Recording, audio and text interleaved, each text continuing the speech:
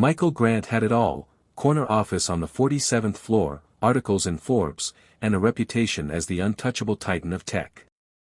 He was the kind of CEO who didn't flinch when making hard calls, layoffs, mergers, shutting down departments without blinking. To him, leadership meant numbers, not names. On a crisp Tuesday morning, as the city buzzed below, he adjusted his tie, preparing for another day of high-stakes meetings. But instead of a boardroom briefing, he was greeted by the company's legal counsel and two board members with stiff smiles and somber eyes.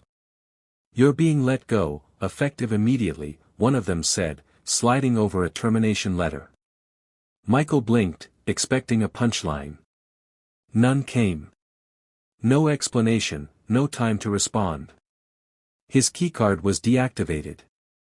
Security stood silently by as he was escorted out, past employees who quickly looked away. His assistant avoided his gaze. It was over. The headlines hit within hours: CEO fired in shocking turn of events. Pundits speculated on scandals, insider politics, or mismanagement, but none of it mattered to Michael now. He walked out of the glass tower with nothing but the suit on his back, invisible to the very people who once rushed to open doors for him. The cold air bit harder than usual. For the first time in decades, he had no agenda, no plan, no title. Just silence, and the unfamiliar sound of his own heart beating, alone, uncertain, human. Hours later, Michael found himself wandering the streets, his phone buzzing with missed calls he ignored. His polished shoes were scuffed from walking aimlessly, his expensive coat doing little to block the weight of humiliation pressing down on him. Eventually, hunger dragged him into a small, outdated diner tucked between a laundromat and a pawn shop. The kind of place he would have never noticed before. He sat in a booth near the window, unsure why he'd come in. He had no appetite, and worse, no wallet. He realized he'd left it in his office drawer, along with the life he used to know. An older waitress approached with a gentle smile. Her name tag read Rosa. "Tough day?" she asked, pouring him a cup of coffee without waiting for an order. Michael hesitated, then nodded. "Something like that." He tried to explain, without really explaining. Said he was between things. Rosa just listened, no judgment in her eyes. When he admitted he didn't have money on him, she waved it off. "Everyone hits a wall sometimes," she said, refilling his cup. "This one's on me." Something in her kindness hit deeper than he expected. It wasn't pity, it was grace. Simple, undeserved grace. The kind he never gave anyone when he was on top. Michael sat there for hours, nursing the coffee, staring out the window as New York moved around him. For the first time in years, he didn't feel powerful, important, or alone. He just felt human. The next morning, Michael returned to the diner. Not for the coffee.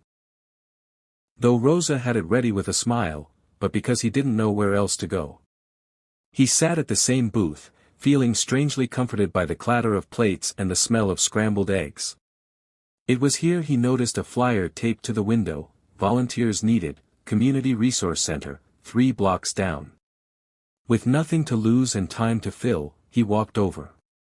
The center was a modest space crowded with folding chairs, shelves of donated clothes, and people who carried tired eyes but warm greetings. Michael introduced himself simply as Mike, leaving his resume and reputation at the door. They put him to work organizing food donations, then helping job seekers with their resumes, something he'd once ruthlessly judged from the other side of the table. That's when he met Tasha, a young single mother trying to find work after being laid off from 2 jobs. She had the drive, the heart, but not the polish. Michael sat beside her, guiding her through formatting a resume, helping her articulate her worth. They met 3 times that week. On the 4th, she ran into the center, teary-eyed, shouting, "I got the job." She hugged him tightly. Michael didn't know what to say. He just smiled, really smiled, for the first time in months. It hit him then: in all his years as CEO, he'd built empires. But here, helping one person, he felt like he built something that actually mattered. One rainy afternoon, Michael walked into the diner to find it unusually quiet. Rosa wasn't behind the counter. A younger waitress explained that Rosa had collapsed the night before while closing up and had been taken to the hospital. She had no insurance, and though the staff had pooled some money, it wasn't nearly enough. Michael felt a sharp pang in his chest. He left without touching his coffee. He spent that evening on his old laptop in the small apartment he was now renting. Rosa had once saved him from invisible despair with a simple cup of coffee and a kind word. Now it was his turn. The next morning, he went straight to the hospital. He paid her entire medical bill anonymously, draining nearly all of what he had left. No boardroom, no applause. Just a quiet signature, a deep breath, and the silent hope that it would be enough. A few days later, Rosa returned to the diner, thinner but still glowing with that same warm smile. When she learned what Michael had done, her eyes welled up. She grabbed his hand, voice trembling. "Why would you do that?" she whispered. Michael looked at her, emotion thick in his throat. "Because you were there when I had nothing. You treated me like I mattered when no one else did." Someone nearby had overheard, filming the exchange on their phone.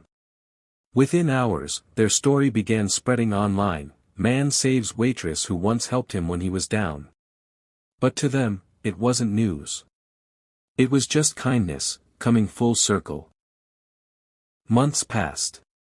The story of Michael and Rosa had gone viral, but Michael stayed quiet, declining interviews and job offers that came pouring in once people discovered who he really was.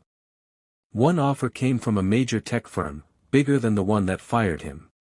A CEO role with a higher salary, more perks, more power. He turned it down.